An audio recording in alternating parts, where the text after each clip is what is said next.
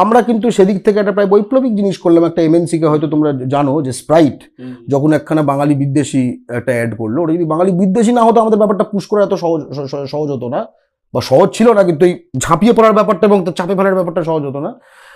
কিন্তু আমরা বললাম যে বাঙালি বিদ্বেষী, এবং আমরা সঙ্গে শর্ত রাখলাম যে আমরা যে আর্টিস্টকে বলবো সেই আর্টিস্টকে দিয়ে এই বিজ্ঞাপনটা বাংলায় শ্যুট করে করাতে হবে। জাস্ট ওটা সরিয়ে নিলাম তা না, বা অন্য কোনো কি নিজামুদ্দিন সিদ্দিককে আছে, ঠিক আছে, তো তাকে দিয়ে কি অ্যাড করিয়েছিল, এটা বাঙালিকে ঘেন্না করে, কিন্তু অ্যাডটা বাংলা ডাব করেছিল, সেটা খুব ছিল।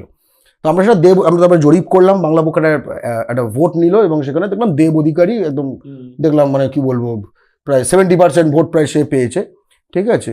তো দেব অধিকারী তারা করালো, কিন্তু গুরুত্বপূর্ণ কথা হচ্ছে যে এর রেসপন্স কি, খুবই ভালো।